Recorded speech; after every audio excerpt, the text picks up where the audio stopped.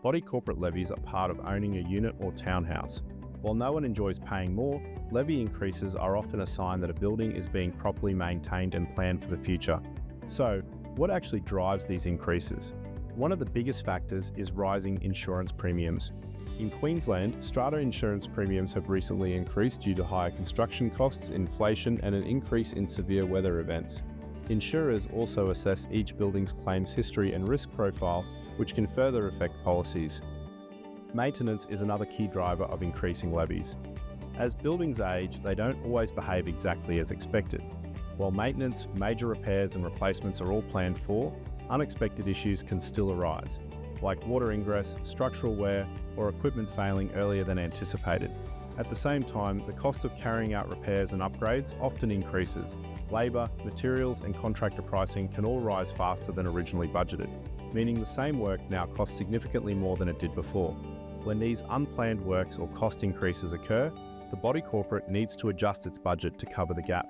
This is typically done through levy increases, rather than waiting and issuing a large one-off special levy.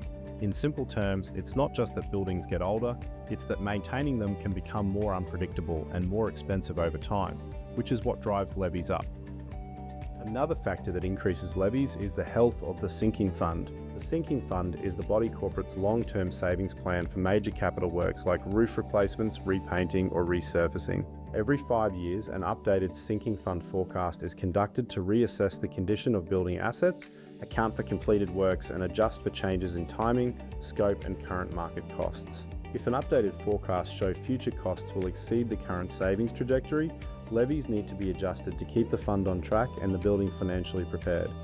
Finally, the day-to-day cost of running a building is a major factor in levy increases, and these costs tend to rise over time. Every building provides a different level of service. Things like cleaning, gardening, pool maintenance, security, and building management all come at a cost. If services are increased or done more frequently, those costs go up, and that's reflected in levies.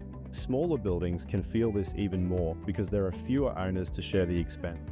Utilities also play a role. Powering lifts, lighting, pools, and shared facilities adds to the budget, and with rising energy prices or increased usage, these costs can climb quickly.